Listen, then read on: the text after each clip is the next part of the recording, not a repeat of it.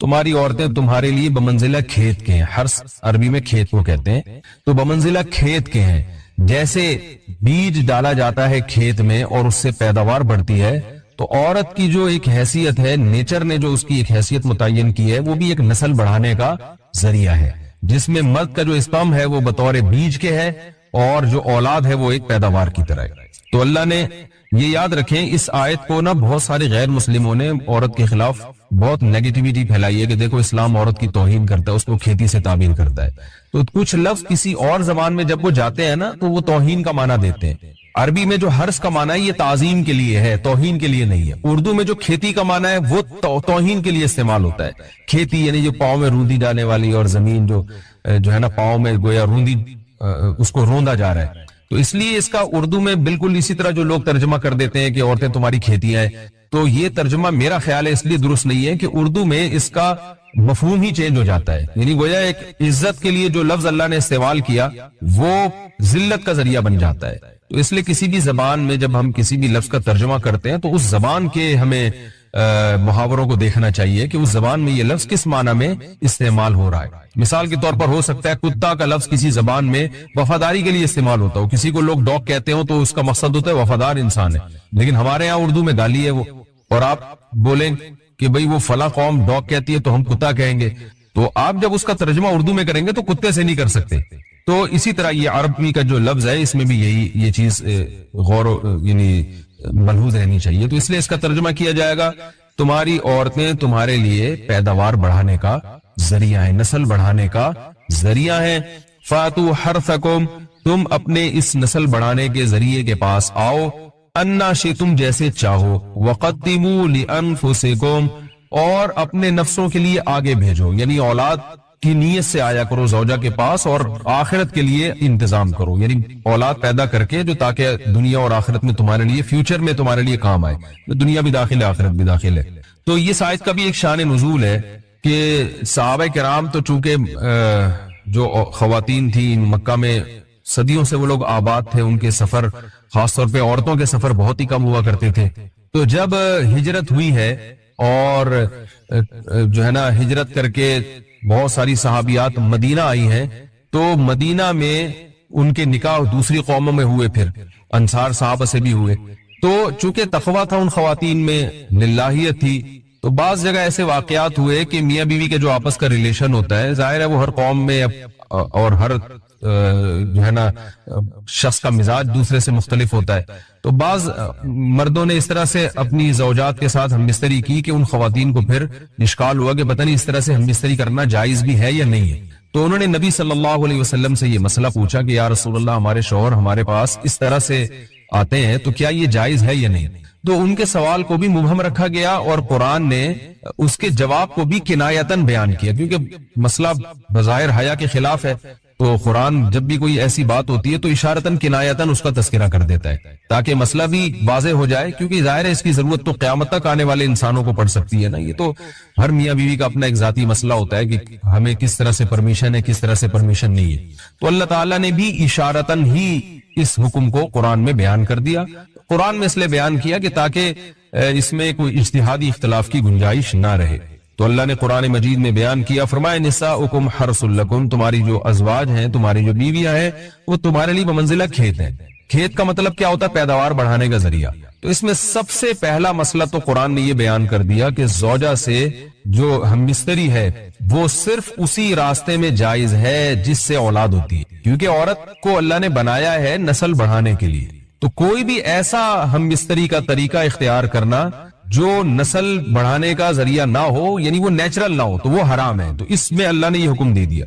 تو اس سے صاف یعنی حدیث سے بھی پتہ چلتا ہے اور تمام فقہاء کا اجماع بھی ہے اس آیت کی روشنی میں کہ مسئلہ تھوڑا حیا کے خلاف ہے، لیکن میرا خیال ہے بتانا ضروری ہے کہ پچھلے راستے سے عورت سے ہم بستری کرنا بالکل حرام ہے، ناجائز. اور نبی صلی اللہ علیہ وسلم کی اس پہ بہت شدید لعنت ہے، بہت شدید وعید ہے. تو یہ بالکل انلیگل ہے اسلام میں کہ عورت کے پچھلے راستے سے اس سے ہم بستری کی جائے. جو لوگ لڑکوں سے بدفعلی کے عادی ہوتے ہیں ان کو یہ ایک چسکا لگ جاتا ہے، تو یہ حرام ہے، ناجائز ہے، کیونکہ اللہ نے بتا دیا کہ یہ تمہارے لیے وہ منزلہ کھیت کے ہیں. تو اس میں قرآن نے وہ جو سوال تھا نا اس کی طرف اشارتاً جواب دے دیا اور آگے فرمایا فاتو حرثکم، تم اپنے کھیت کے پاس آؤ. یعنی پیداوار بڑھانے کا جو ذریعہ ہے اس جگہ کی طرف آؤ، انا شئتم، جیسے چاہو، یعنی باقی جس طرح سے تم چاہو زوجہ سے ہم بستری کر سکتے ہو، اس میں کوئی خاص طریقہ متعین نہیں ہے، میاں بیوی کا ایک دوسرے سے کوئی پردہ نہیں ہے، ہن لباس لکم وانتم لباس لہن، یہ دونوں ایک دوسرے کے لیے لباس ہیں، تو اس میں طریقہ کار کوئی بھی ہو سکتا ہے، کسی بھی طرح سے کرنا چاہو ایک دوسرے سے لطف اندوز ہو سکتے ہو، لیکن فاتو حرسکم، آنا موضع حرس میں ہے، حرس کا مطلب وہ اس جگہ کی طرف آنا ہے جہاں سے نسل بڑھتی ہے، کسی اور راستے کی طرف، اس سے صاف طور پر جو ہے نا وہ جو فاسق فاجر لوگوں کی جو برائی ہے، جو لڑکوں سے بدفعلی کے نتیجے میں پیدا ہوتی ہے، اس کا اللہ نے قلع قما کر دیا کہ اس کی اسلام میں بالکل اجازت نہیں ہے۔ باقی طریقہ کار کیا ہوگا یہ تمہارے اوپر، اس کی اللہ نے تمہیں اجازت دی ہے۔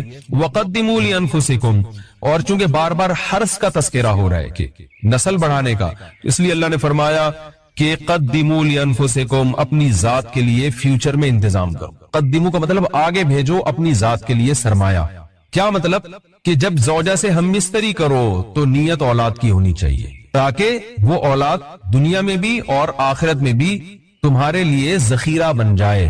تو یہ نسل بڑھانے کی بہت زبردست ترغیب ہے اس آیت، اور اس آیت میں اللہ نے عورت کا کہ بہت ساری ذمہ داریوں میں سے ایک بڑی ذمہ داری کا بھی بیان بتا دیا کہ عورت کو اللہ نے بنایا ہے، جو مرد اور عورت کا جو فرق رکھا ہے نا، اس فرق کی بڑی وجہ یہی ہے کہ مرد کے اسپرم کو اللہ نے بیج کے طور پہ پیدا کیا ہے اور عورت کو اللہ نے زمین کے طور پہ۔ تو بیج اور زمین کے ملاپ کا بنیادی مقصد ہی نسل بڑھانا، پیداوار بڑھانا ہوتا ہے، نہ یہ کہ نسل روکنا۔ آج فیملی پلاننگ والوں نے اس آیت کی دھجیاں اڑا دی ہیں، جو پوری دنیا میں ایک بےہودہ قسم کی تحریک چل رہی ہے، یہ آیت بالکل اس کی نفی کر رہی ہے۔ اس لیے اللہ نے فرمایا، اور اچھا اللہ نے اس کا بھی جواب دے دیا کہ جو فیملی پلاننگ والے کہتے ہیں نا نسل بڑھنے سے تمہارا نقصان ہوگا، خرچے بڑھ جائیں گے، تو اللہ فرماتا ہے قدموا لانفسکم، تمہارا فیوچر بن جائے گا، سنور جائے گا، کیونکہ اولاد پہ اتنی انویسٹمنٹ نہیں ہوتی جتنا اس کا آؤٹ پٹ ہوتا ہے۔ ان پٹ کم ہے، آؤٹ پٹ زیادہ ہے، انویسٹمنٹ کم ہے، اس کے جو پروفٹ ہے وہ زیادہ ہے، دنیا میں بھی اور آخرت میں بھی۔ تو اللہ نے فرمایا اپنے نفس کے لیے، فیوچر کے لیے انتظام کرو، بڑھاپے کے لیے انتظام کرو، تمہارے بیٹے ہوں گے، بیٹیاں ہوں گی، پوتے ہوں گے، نواسے ہوں گے، بہویں ہوں گی، یہ دنیا کا مستقبل اور آخرت کا مستقبل کیا ہے۔ جو عبداللہ بن عمر رضی اللہ تعالیٰ عنہ نے جب نکاح کا ارادہ ترک کیا تو آپ کی جو ہمشیرہ تھی حضرت حفصہ، انہوں نے فرمایا کہ نکاح کرو، تمہارے اولاد ہوگی، دنیا سے جاؤ گے تو تمہارے لیے دعائیں مانگے گی۔ یہ چیز بھی انگریزی فلموں سے اور فحش فلموں سے ہماری نئی نسل میں بہت تیزی سے سرایت کر رہی ہے، اور لوگ اس بارے میں علماء سے بہت زیادہ مسائل پوچھتے ہیں، خواتین بھی پوچھتی ہیں جو اس میں مبتلا ہیں۔ تو اس کا بھی مسئلہ یاد رکھیں کہ اللہ تعالیٰ نے حالت حیض میں زوجہ سے ہم بستری کو حرام قرار دیا کیونکہ اس میں گندگی ہے۔ باپ دیکھیں کہ وہ گندگی اس درجے کی نہیں ہے جتنی اورل سیکس میں گندگی ہوتی۔ اگر اس میں ڈسچارج ہو جائے بندہ، انسان جو بستری کرنے والا ہے زوجہ سے، وہ منہ میں ڈسچارج ہو جائے تو آپ سوچیں کہ اللہ تعالیٰ شرمگاہ کو گندگی سے بچا رہے ہیں، جس کی وجہ سے حیض کی حالت میں ہم بستری کو حرام قرار دیا۔ تو منہ جس سے انسان کھانا کھاتا ہے، جس سے کلمہ پڑتا ہے، اور جو انسان کے جسم میں سب سے اشرف عضو ہے، سب سے زیادہ معزز اور مکرم عضو ہے، اس میں ایسی گندگی کو ڈالنا کہاں سے جائز ہو سکتا ہے، کہاں سے حلال ہو سکتا ہے؟ تو آج بعض متجدد قسم کے لوگ جو ہے نا اس کو حلال قرار دے رہے ہیں، تو یہ بالکل غلط ہے۔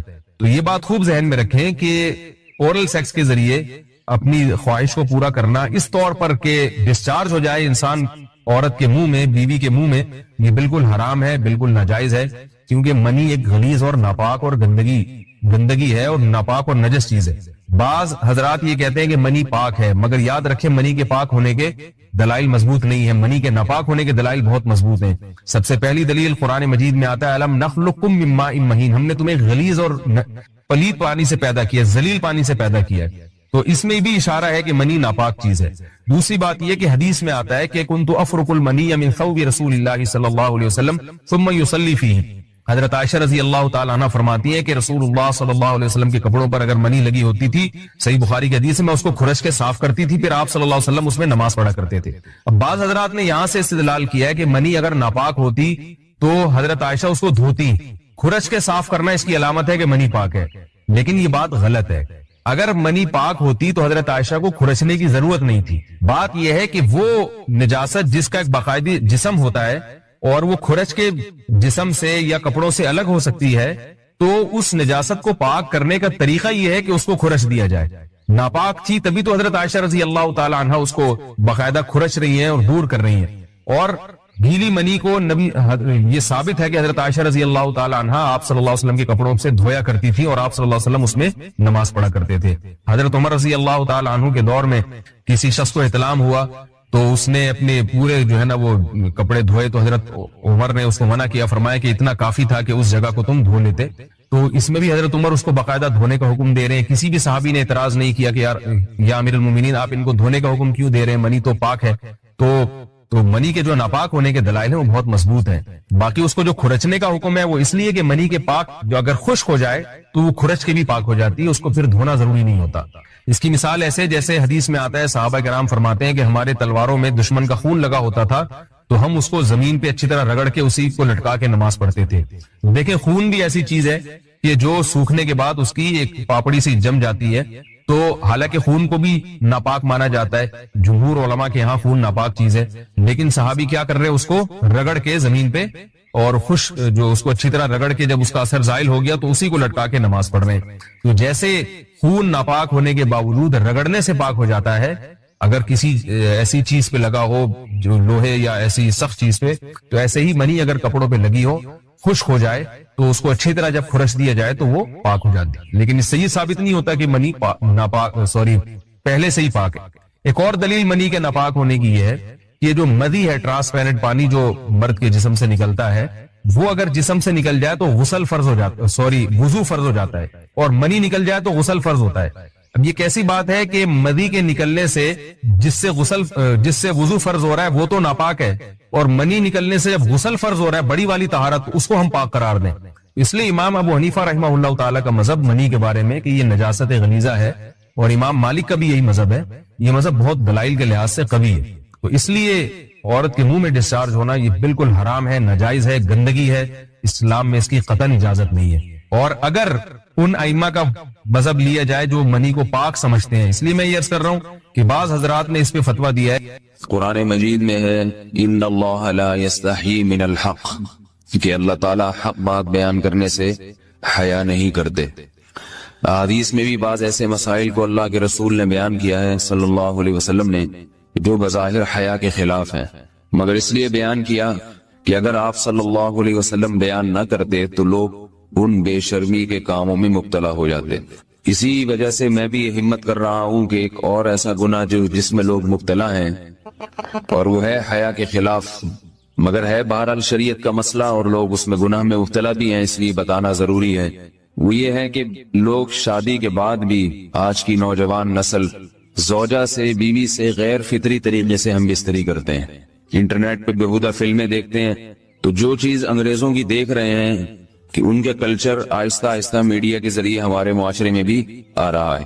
اللہ کے رسول صلی اللہ علیہ وسلم نے لعنت فرمائی ہے, ایک روایت میں ہے کہ اللہ اس کی طرف دیکھے گا نہیں کہ جو اپنی زوجہ سے پچھلے راستے سے ہم بستری کرے گا. یہ بیماری بھی, یہ گندگی بھی لوگوں میں پھیلتی جا رہی ہے, خاص طور پہ جن کو لڑکوں سے بدفعلی کی عادت پڑ جائے تو وہ زوجہ سے فطری راستے سے ہم بستری نہیں کرتے. اللہ نے فرمایا کہ نساؤکم حرث لکم, یہ تمہاری زوجات ہیں, بیویاں ہیں, یہ نسل بڑھانے کے لیے ہیں. تو اسی راستے میں انسان اپنی خواہش کو پوری کر سکتا ہے جس راستے سے نسل بڑھتی ہے. اس کے علاوہ کسی اور راستے سے اپنی خواہش کو پورا کرنا یہ حرام ہے, گناہ کبیرہ ہے, گندگی ہے. ہمارے پاس کیسز آتے ہیں, ایک پاک دامن لڑکی کی شادی ہوتی ہے, لڑکا بھی بظاہر بڑا نیک, لیکن کیا ہے لڑکا چونکہ ٹھرکی ہوتا ہے, شہوت کا درندہ ہوتا ہے, تو وہ یہ نہیں دیکھتا کہ میں اپنی بری خواہش مٹانے کے لیے میں اپنی زوجہ کو غیر فطری طریقے پر مجبور کیسے کر سکتا ہوں. تو مجبور کرتا ہے پھر اپنی بیوی. اس میں جو عورتیں زیادہ پاک دامن نہیں ہو, نیک نہ ہو, یا ان کو یہ ڈر ہو کہ طلاق ہو گئی تو ہم کہاں جائیں گے, وہ پھر اپنے شوہر کے ساتھ اسی غیر فطری طریقے پر آمادہ ہو جاتی ہیں. اور اس کا عذاب اور اس کا وبال یہ ہوتا ہے کہ کچھ دنوں میں ان کو بھی اسی کی لت پڑ جاتی ہے. انسان جب بھی کوئی غیر فطری راستہ اختیار کرتا ہے, آخرت کا عذاب تو بعد میں, دنیا کا عذاب یہ آتا ہے کہ پھر اس کو لذت فطرت میں آتی نہیں ہے. تو جو راستہ اللہ نے رکھا اس میں اس کو لذت نہیں آئے گی, وہ گندگی میں ہی گھسنے کی کوشش کرے گا, اس کی بھی فطرت خراب ہو جاتی ہے, اور جس کے ساتھ یہ بدفعلی کی جائے اس کی بھی فطرت خراب ہو جاتی ہے, وہ بھی پھر کسی کے قابل نہیں رہتے. تو اپنے جان پر رحم کرنا چاہیے, ہم انسان ہیں، ہم درندے نہیں ہیں، ہم گھوڑے نہیں ہیں، ہم گدھے نہیں ہیں، ہم جانور نہیں ہیں، ہم انگریز نہیں ہیں. انگریز نے تو حیا اور شرم کی تمام حدود کو توڑ دیا ہے، وہ تو درندے بن چکے ہیں. ہم تو درندے نہیں ہیں، ہم تو حلال کھاتے ہیں، پاک صاف رہنے کی کوشش کرتے ہیں. تو ہم ان کی جو کلچر دیکھ کے ہم ویسے درندے بننے کی کوشش کیوں کریں؟ تو یہ بہت بڑا وبال ہے، بہت بڑی برائی ہے جو ہمارے معاشرے میں آہستہ آہستہ جڑ پکڑتی جا رہی ہے، اور اس سے بیماریاں بھی پھیلتی ہیں. غیر فطری طریقہ ہے، بیماریاں بھی پھیلتی. ایسے کیسز آتے ہیں کہ جناب وہ مرد مجبور کر رہا ہے بیوی کو، اور وہ بیوی جو ہے ساتھ نہیں دیتی تو پھر اس کو طلاق کی دھمکیاں دیتے ہیں. ایسے کیسز بھی آتے ہیں. اور یہ بھی آتا ہے کہ مرد جب اپنی بیوی کو غیر فطری طریقے پر مجبور کرتا ہے، بیوی آمادہ نہیں ہوتی، تو مرد پھر یہ دھمکی دیتا ہے کہ بھائی میری خواہش تو تم سے پوری ہوتی نہیں ہے، پھر میں دوسروں کے پاس جاؤں گا.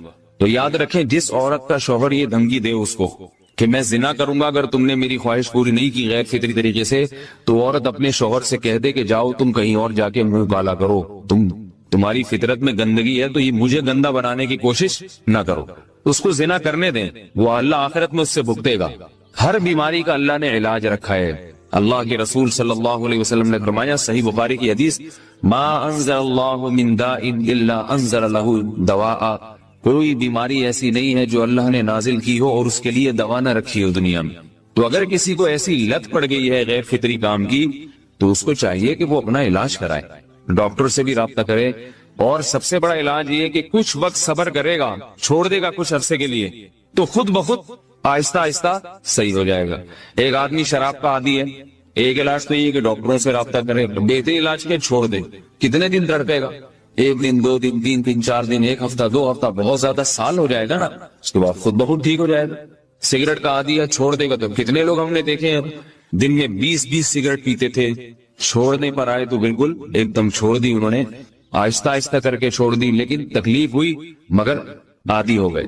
تو اب کسی کو یہ لت پڑ گئی ہے غلط کام کی، برائی کی، تو اس کا بہترین علاج یہ ہے کہ وہ اپنے آپ کو بدلنے کی کوشش کرے، ماحول بدلے، اور کچھ وقت صبر کرے گا تو اللہ اس سے یہ عادت چھڑا دے.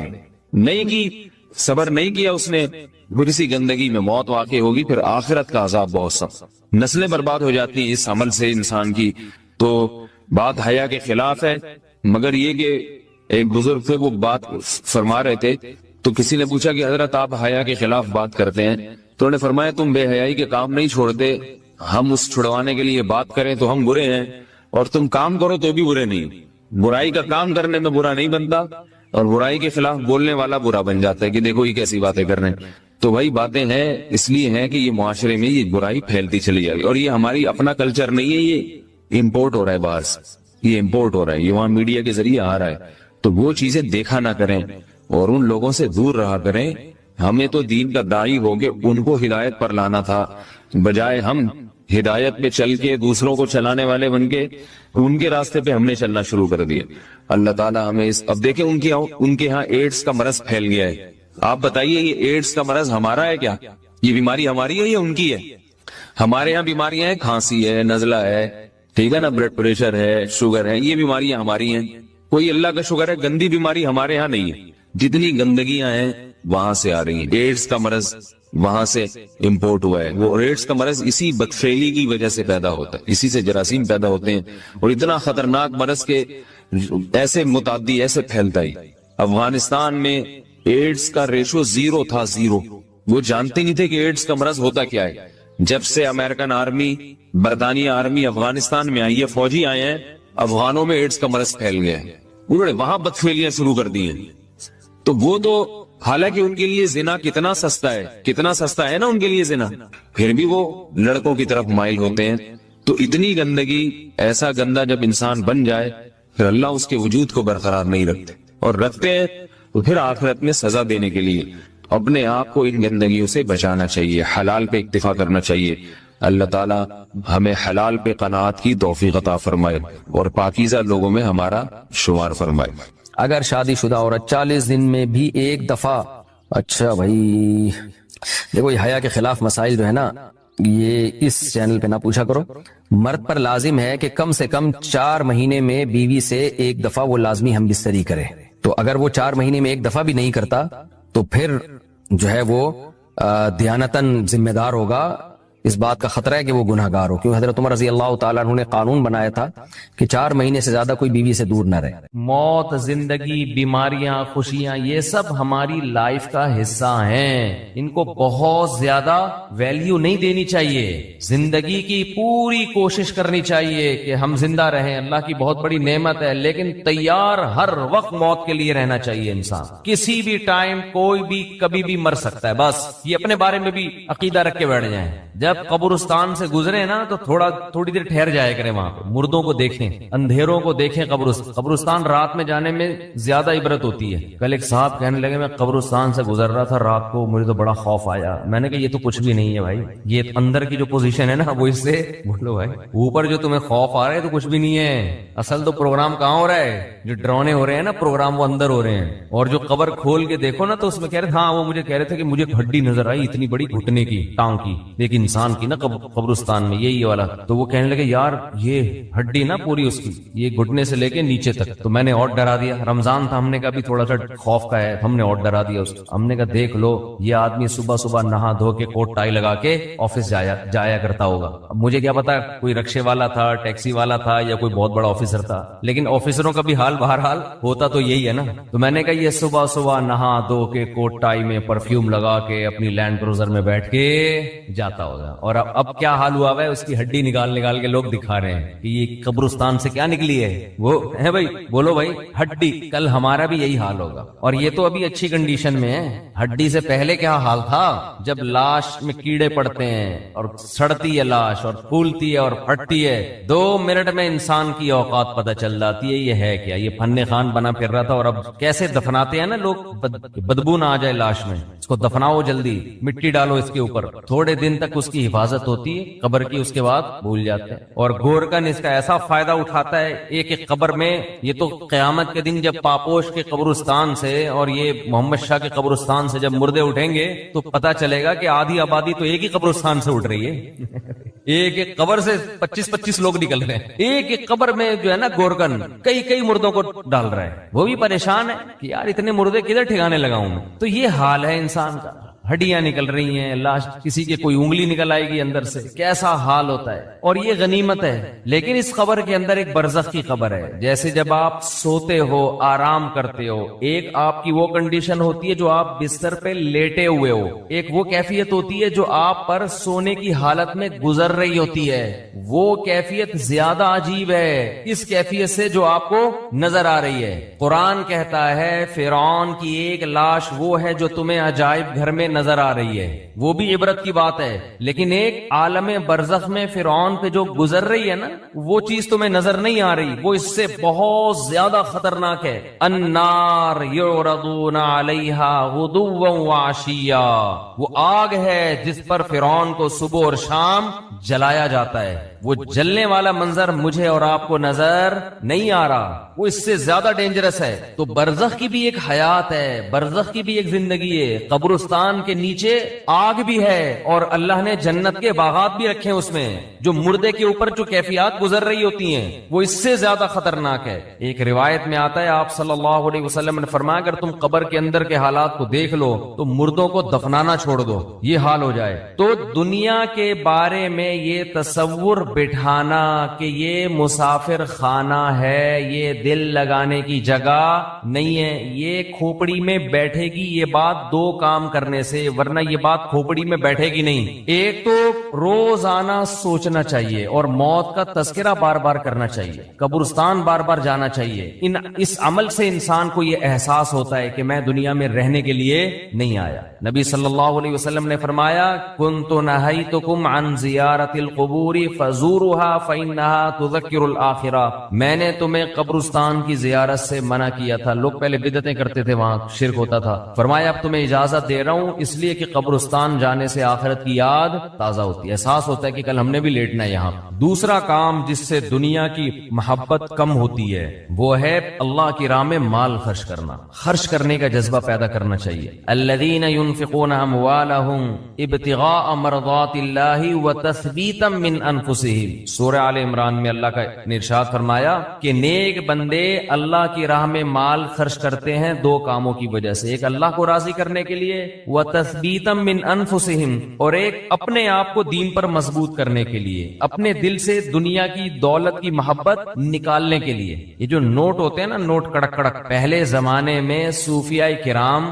اپنے مریدوں کے دل سے دنیا کی محبت نکالنے کے لیے ان سے نوٹوں کو جلوایا کرتے تھے۔ اب آپ نہ جلائیں، یہ ٹھیک عمل نہیں ہے، پہلے ایسا علاج ہوتا تھا جی، جلائیں گے بھی نہیں صحیح۔ تو وہ ایسے جلواتے تھے، ہمارے حضرت پورا وہ بتایا کرتے تھے نا کہ جیسے 5000 کا کڑک نوٹ لیا، اب جان اٹکی بھی ہے نا اس 5000 کے نوٹ، تو ادھر سے آگ لگائی نا کنارے سے، آہستہ آہستہ، ایک دم سے نہیں جلا دیا، آہستہ آہستہ جل رہا ہے، اور اس کو جلتے ہوا دیکھیں تو وہ ادھر جلے گا، ادھر اندر سے کیا جلے گا؟ دل۔ تو جب دل اندر سے جلے گا نا تو جلنے سے جراثیم آپ کو پتہ ہے کیا ہو جاتے ہیں؟ تو دل کے اندر جتنے وہ نوٹوں کی محبت کے جراثیم تھے اور محبت کے جو گٹر ابل رہے تھے وہ آہستہ آہستہ ختم۔ یہ کام آپ نہ کریں، یہ جائز بھی نہیں ہے، لیکن پہلے بعض صوفیہ کرام یہ کروایا کرتے تھے تاکہ اس کے وہ پہلے پتہ ہے کیسے اصلاح ہوتی تھی؟ مرید کو دیکھتے تھے اس کمبخت کی بیماری ہے کیا، شیخ ٹریس کرتا، آبزرو کرتا تھا کہ اس میں مسئلہ ہے کیا۔ وہ کہتے تھے یہ نماز تو پڑھتا ہے، یہ جناب رشتہ داروں سے بھی اچھا سلوک کرتا ہے، سب کچھ ٹھیک ہے، لیکن اس کے اندر فالٹ یہ کہ یہ نوٹوں سے بہت زیادہ محبت کر کے بیٹھا ہوا ہے، اس کو پیسوں کا نقصان برداشت نہیں ہوتا۔ پھر شیخ اور مرشد یہ کرتے تھے اس کے دل سے پیسے کی محبت نکلواؤ۔ اب تو بہت سے شیخ، سب نہیں، اچھے تو ہر جگہ ہیں، بہت سے شیخوں کے دل میں جتنی پیسوں کی محبت ہوتی اتنی تو مریدوں کے دل میں نہیں ہوتی۔ اور شیخ اپنے مرید کی جیب پہ نظر رکھ کے بیٹھا ہوتا ہے، کمبخت نے 6 سال ہو گئے آج تک ہدیے کے نام پہ 1 روپیہ بھی نہیں دیا ہے۔ آج خرچ کرنے کے جو فضائل بیان کیے جاتے ہیں اس کا مطلب ہوتا ہے مجھے دو، صحیح ہے نا؟ کیا مطلب ہوتا ہے؟ جب بڑا بھائی چھوٹے کو سمجھا رہا ہو یا چھوٹے بڑا کو سمجھا رہا ہو کہ اسلام میں خرچ کرنے کی بہت فضیلت ہوتی ہے، اس کا مطلب ہے مجھے پیسے دو۔ اس کا مطلب کیا ہوتا ہے؟ مجھے پیسے۔ بیوی شوہر کو جب سمجھا رہی ہوتی ہے کہ انسان کو سخی ہونا چاہیے، کھلا ہاتھ ہونا چاہیے، اس کا مطلب پیسے نکالو۔ شوہر بیوی کو جب سمجھا رہا ہو قناعت اسلام میں بہت زبردست چیز ہے، اتنا مت ہاتھ پھیلاؤ کہ کل قرضہ لو، اس کا مطلب ہوتا ہے مجھ سے پیسے مت مانگو، 5 روپے بھی نہیں دوں گا میں تمہیں۔ تبھی تو نصیحت کا اثر نہیں ہوتا نا، کیا خیال ہے بھائی؟ نصیحت کا اثر ہی نہیں ہوتا۔ اپنے لیے سخاوت ہونی چاہیے، دوسرے کے لیے قناعت ہونی چاہیے۔ ہمارے ہاں معاملہ کیا چل رہا ہے؟ الٹا۔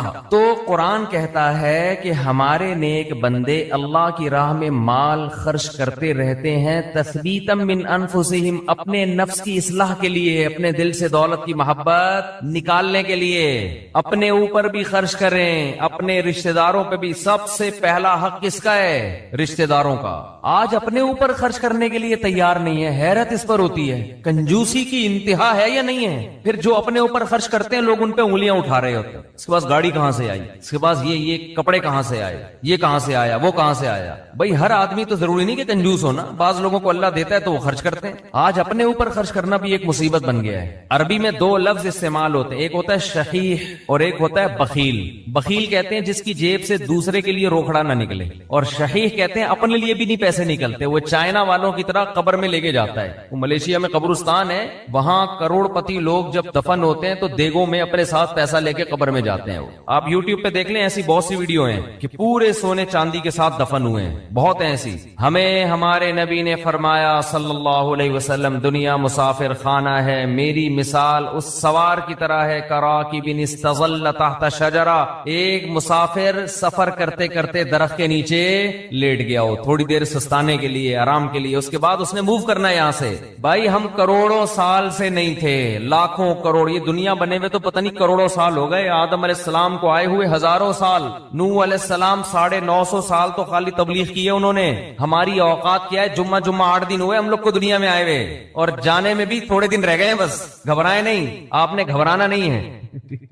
تو یہ میں آپ کو ڈرانے کے لیے یہ باتیں نہیں کر رہا کہ آپ کہیں یار جمعہ 8 دن نہیں اور 4 دن رہ گئے جانے میں، یہ حقیقت ہے۔ موت سے ڈرنے کا فائدہ نہیں ہے، موت سے دوستی لگانے کا فائدہ ہے۔ دیکھو جس ڈاکو نے پیچھا کرنا ہی ہو، آپ کسی محلے میں رہتے ہیں، آپ کو پتا چل گیا یہاں ایک بندہ میرے پیچھے پڑا ہوا ہے، میری ہاتھ دھو کے مارے گا وہ مجھے یا مجھے پکڑے گا، تو آپ محلہ تبدیل کر لو گے؟ کیا خیال ہے کہ بھائی اس دہشت گرد کو تو محلے سے نکالا نہیں جا سکتا، خود ہی محلہ تبدیل کر لو۔ جیسے ہی آپ نے محلہ تبدیل کیا وہ دوسرے محلے میں پہنچ گیا، پھر وہ آپ تیسرے محلے میں گئے وہ وہاں वहां पहुंच गया। अब आप भाग भाग के थक गए मगर वो आपका पीछा नहीं छोड़ रहा, तो फिर आप क्या करोगे? वही करोगे जो अमेरिका अफगानिस्तान में कर रहा है, मुज़ाकरात की दावत दोगे। आप क्या करोगे? बोलो भाई कतर मुज़ाकरात होंगे। यार बैठो आओ, वो तो कह रहे थे 20 साल पहले ये कर लेते मुज़ाकरात, लेकिन चलो देर आए दुरुस्त है। वो कहेगा आओ बैठो मुज़ाकरात करते हैं। तो आप भी यही करोगे ना उस डाकू के साथ कि भाई तुम्हें क्या मसला है, मेरी जान के पीछे हाथ धो के क्यों पड़ गया है? आओ बैठो, पैसे चाहिए, क्या चाहिए तुम्हें? तो आप मुज़ाकरात के जरिए कंप्रोमाइज की बोलो कोशिश करोगे कि यार इससे जान छुड़ाना मुश्किल नहीं है, फुल टेंशन है ये आदमी, बैठ के कुछ टॉक शॉक करके कुछ बातें करके कुछ दोस्ती लगाते हैं, दुश्मनी खत्म करते हैं। आखिरी नतीजा ये निकलेगा कि नहीं निकलेगा? तो कुरान कह रहा है कोई आम डाकू तुम्हारे पीछे क्या लगेगा, इनमा तकूनु युद्रिकुल मौत, मौत जैसे तुम्हारा पीछा कर रही है ना, पैसे दुनिया में पुलिस किसी का पीछा नहीं करती, समझ रहे हैं? वो भी एक वक्त के बाद आके छोड़ देती है। मौत ऐसा पीछा कर रही है, युद्रिकुमुल मौत, कुरान कहते हैं मौत ऐसे पकड़ेगी तुम्हें आके, इदराक करेगी तुम्हारा। वो जिस दिन से पैदा हुए उसी दिन से पीछे पड़ी हुई है, और उसने बहुत कोशिश की हमको कब्र में उतारने की। बच्चा जब पैदा होता है कई हादसात उसकी जिंदगी में आते हैं, बच जाता है, कई बीमारियां हमला करती हैं, बच जाता है, जवानी में आता है, कई दफा हादसे होते हैं, बाइक से गिरा, एक्सीडेंट हुआ, ये हुआ वो बच गया। वो तो उस वक्त से अड़ंगियां देने की कोशिश कर रही है। अड़ंगी समझते हैं, जब हम स्कूल जाते थे ना तो एक दूसरे को अड़ंगी देते थे हम। अब तो बच्चे स्कूल भी ऐसे तमीज से जा रहे हैं, तमीज से आ रहे हैं, कोई ना अड़ंगी ना कोई शरारत, तो उनमें कोई सलाहियत ही पैदा नहीं हो रही, ऐसे मम्मी डैडी टाइप के बच्चे निकल रहे हैं। हमारे दौर के स्कूल थे, मजा आता था स्कूल में, इतना भारी भरकम बैग लटका के स्कूल जाते थे। साथ वाले को शरारत हुई, थोड़ा सा आगे गए, उसने थोड़ा सा टांग में यूं किया, आगे गिरे, फिर हम बदला लेने के पीछे पड़े हुए थे, अब हम भी अड़ंगी देंगे। रास्ते में ही फड्डा हो रहा है, गुत्तम गुत्त मार रहे हैं एक दूसरे को, फिर स्लो हो रही है, फिर जा रहे हैं। इस तरह से हम पौने घंटे में स्कूल पहुंचते थे। फिर लेट होने की वजह से पीटी मास्टर खड़े हुए होते थे वहां पे, उनके सामने हाथ पे अब डंडे खाओ, लेट क्यों पहुंच, उससे हाथ मजबूत होते थे, हकीकत है ना। तो शूज उतारते थे एक दूसरे के, भाई शूज पहने हुए ना, पीछे उसके थोड़ा सा पांव रखे, खुद ही उतर जाएंगे, आपको उतारने की जरूरत। अब वो बैठ के जो है ना शूज को सही कर रहा है, फिर लड़ाई हो रही है, फिर फड्डा हो रहा है। एक बच्चा काफी देर से ना उसका हाथ नहीं जा रहा था घंटी पे, ऐसे उछल उछल की कोशिश कर रहे, एक बड़े मियाँ गुजरे, उन्होंने बजा दी घंटी, और बच्चे से पूछा बेटा हाँ बताओ क्या कह रहे हैं? भागो। अब क्या कर, जो काम मैं कर रहा था मुझसे हुआ नहीं, आपने कर दिया, अब क्या करना है? भागो। ये होते थे पहले के बच्चे। अब वो वीडियो गेम खेल खेल के बच्चों की सलाहियतें बर्बाद। खैर, तो जब जेब से पैसे निकलेंगे, निकलते रहेंगे निकलते रहेंगे निकलते रहेंगे, तो दिल से दुनिया की मोहब्बत खत्म हो। ओ भाई मुसाफिर खाना है, सफर के दौरान अगर आपको कुछ पैसे मिले हुए हो और आपको पता हो कि ये ट्रेन से उतरते ही वापस ले लिए जाएंगे, तो आप कोशिश करते हो कि उतरने से पहले ही सारे खा पी के खत्म कर दो। ऐसा होता है कि नहीं होता? तो भाई इधर कब्र में जाते ही कफन में जेब होती है? नहीं होती ना जेब, तो आगे खाली हाथ जाना है। बच्चों की फिक्र करते हैं लोग बहुत ज्यादा, बच्चों का क्या होगा, बच्चों के लिए कुछ बना बुनू के थोड़ा बहुत कर दो बस, और फिर बेफिक्र हो जाओ, दिमाग को हटाओ हर इन कामों से। अल्लाह ने कुछ वसाइल दिए तो थोड़ा बहुत बच्चों के लिए, बहुत ज्यादा उसमें भी टेंशन न लो। बच्चा 2 हाथ 2 टांगे लेके पैदा होता है, वो खुद भी तो कमाएगा, अल्लाह ने उसको भी तो कमाने की सलाहियत दी है। और बच्चे को भी ये बता दो कि मुसाफिर खाना है ये, यहाँ हमेशा रहना नहीं है, जब मैं जाऊंगा तो तू कौन सा यहाँ पड़ा रहेगा, तो उसको भी ये बता दो ये मुसाफिर खाना है, ये रहने की जगह नहीं है। वो मैं अपने छोटे बच्चों को सुबह सहरी के वक्त ये समझा रहा था ना कि देखो हम सब ने मरना है। बच्चों में ना ये बातें बार बार दिमाग में, बहुत छोटे बच्चे के तो ना डालें, वो बार सफर डर भी जाता है, लेकिन हंसते खेलते उनको ये बावर कराते रहे कि देखो हमने जाना है, ये दुनिया रहने की जगह नहीं है। ये चीजें आज वालिदैन बताते नहीं है। तो मैं बच्चों को लेके बैठा हुआ था, चंद दिन पहले की बात है, मैं बच्चों से कह रहा था देखो बच्चों सबने जाना है, सबसे पहले हो सकता है मैं जाऊं। तो एक छोटी बच्ची कहती है भाई अब्बू मुंह से ना बातें अच्छी निकालनी चाहिए, इंसान मुंह से क्या करना चाहिए, बातें अच्छी निकालनी। मुझे हंसी आ गई,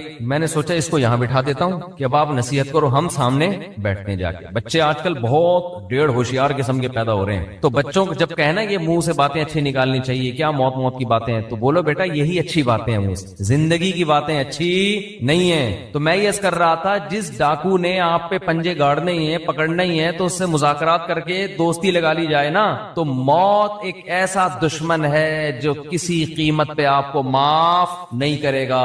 तो इससे भाग नहीं सकते, इससे दोस्ती लगाई जा सकती है। मौत से बातें किया करें बैठ के, भाई कोई मसला नहीं है, जहां तुमने इतने लोगों को कब्र में उतारा मुझे भी उतार देना, तो लेकिन आप चाहती क्या हो मुझसे, ठीक है ना, प्रॉब्लम क्या है आपके साथ, मैं तो तैयार हूं गले लगाने के लिए। तो मौत कहेगी कि देख मैं जब किसी को पकड़ती हूं ना, तो किसी से को दोस्त बन के पकड़ती हूं और किसी को दुश्मन बन के। जिसका अमल अच्छा हो, मौत उसके लिए एक महबूब को महबूब से मिलाने का जरिया है। جس کا عمل اچھا نہیں ہے موت اس کے لیے ایک بہت بڑی آفت اور تباہی ہے. حضرت عمر کی شہادت کا جب وقت تھا تو فرمایا کہ مجھے جلدی دفنانا.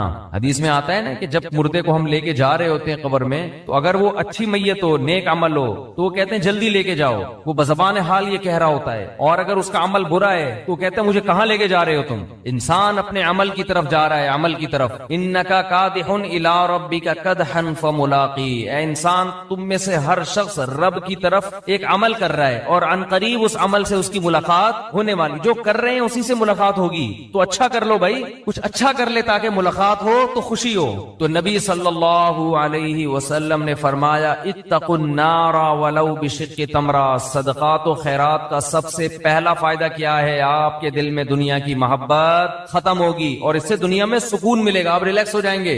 دیکھو کسی کو کسی سے عشق ہو گیا اور اس عشق کی مراد پوری نہیں ہو رہی تو سکون کے لیے کیا کہا جائے گا, اس سے تعلق ختم کر دو, یہی کہا جائے گا نا, دوستی ختم کر دو تاکہ عشق ختم ہو جائے. اس وقت ڈپریشن اور اسٹریس کا سب سے بڑا سبب دنیا کی محبت ہے. انسان چاہتے ہیں میری ساری خواہشات پوری ہوں, موت کے لیے وہ ذہنی طور پر تیار نہیں ہے, تو اس کا حل یہ کہ اس محبت کو ختم کرو. مسافر خانہ بول بول کے ختم کرو, مسافر خانہ ہے بھائی, مر جائیں گے آج نہیں تو کل مریں گے, وہ فلاں مر گیا تو اللہ مغفرت فرمائے, سب نے مرنا ہے بھائی, بس مر گیا تو کیا ہوا, آج ہم نے کل ہم نے مرنا ہے, کل آپ نے مرنا ہے, سب نے مرنا ہے. قبرستان تو ایسے ہی آباد ہوں گے. اصل تو ہماری وہ 6 فٹ کی, دیکھو راحت اندھوری کا شعر میں نے لائیو سنا تھا, 2 گز صحیح لیکن میری ملکیت تو ہے, اے موش تو نے مجھ کو زمیندار کر دیا, او کما قال, کہ 2 گز صحیح ہے اور میری ملکیت تو ہے نا. تو یہ شعر میں نے سنا اور ابھی راحت اندھوری کہاں ہے, اسی 2 گز کی زمین میں. جب وبا آئی تھی کرونا کی تو راحت اندھوری کا شعر آیا تھا کچھ وبا کے بارے میں, اور اسی وبا سے راحت اندھوری کا انتقال ہوا کرونا میں. سمجھتے کہ نہیں, تو آدمی بتا رہا ہوتا ہے اور لیٹا ہوا ہوتا ہے قبر میں, سب مر مر کے بھر رہے ہیں قبریں, جا رہے ہیں دنیا سے. تو اس کا استحضار کرنا چاہیے اور دل سے دنیا کی محبت نکالنے کے لیے وہ نوٹ خرچ کریں جس پر آپ کا دل سب سے زیادہ اٹکا ہوا ہو. سمجھتے ہو حدیث میں آتا ہے کہ سب سے افضل صدقہ وہ ہے کہ جس میں صدقہ کرنے کا دل نہیں چاہ رہا ہو. بات آ رہی ہے سمجھ, صدقہ کرنے کا بولو بھائی دل نہیں چاہ رہا, وہ نکالو جیب سے. اور صحابہ یہ بھی پوچھتے تھے کہ کہاں خرچ کریں. نبی نے فرمایا ہاں, پہلا فائدہ میں بتا دوں کہ دل کی اصلاح ہوتی ہے, دوسرا فائدہ ذہن کو سکون ملتا ہے, ڈپریشن اسٹریس ختم ہوتی ہے, تیسرا فائدہ اللہ کا غضب ٹھنڈا ہوتا ہے. گناہ انسان سے ہو جائے اللہ غضبناک ہوتے ہیں. آپ نے فرمایا آگ سے بچو, اگرچہ کھجور کا ایک دانہ صدقہ کر کے ہی ہو, کچھ نہ کچھ کرو صدقہ تاکہ اللہ کا غضب کیا ہو, ٹھنڈا. تو بہت سارے ہیں. رمضان میں چونکہ نبی سخاوت کا دریا بنا کرتے تھے تو رمضان میں زیادہ کرنا ہے. کرنا کہاں ہے, یہ بہت اہم سوال ہے. سب سے پہلا حق اسلام نے آپ کے غریب ترین رشتہ داروں کا بنایا. آج کل غریب لوگ مارکیٹ میں اویلیبل ہیں نہیں. پہلے میں یہ بتا دوں, آپ غریب تلاش کرنا مشکل کا ہے لیکن اتنے آسانی سے نہیں ملتے, اس میں فراڈی زیادہ ملتے ہیں. تو اگر رشتہ داروں میں کوئی واقعی مستحق ہے تو جنت کمانے کا اس سے بہتر موقع آپ کے پاس نہیں ہے. اور رشتہ داروں کو تو ویسے بھی ہدیے دے دیا کرو بھائی. بہن بھائیوں نے آپس میں پیسوں کے تبادلے چھوڑ دیے, دعوتیں ہو رہی ہیں جن کا کوئی فائدہ نہیں ہے. بلا کے اتنا قورمہ دیکھ پکا کے سب کو کھلا دیا, وہ پہلے اپنے گھر میں نہیں کھا رہا کیا بیٹھ کے. پیسوں سے جتنی حاجت پوری ہوتی ہے کسی کی, اتنی دعوتوں سے پوری نہیں ہوتی. تو پیسے دو بھائی ان کو. رواج ہی ختم ہو گیا کہ بھائی اپنی بہن کو لفافے میں ڈال کے پیسے دے دے. اور رشتہ دار جو قریبی ہے نا, ان کے لیے مستحق ہونا ضروری نہیں ہے, مستحق کو زکات کے لیے ضروری ہے, پھر ورنہ زکات ادا نہیں ہوگی. ویسے صدقہ دینے کے لیے سامنے والے کا مستحق ہونا ضروری نہیں ہے. اپنے قریبی رشتوں کو آپ ہدیے کے نام پہ لفافے میں پیسے ڈال کے دے دیا کرو. یہ چیز ہمارے معاشرے میں ختم ہو رہی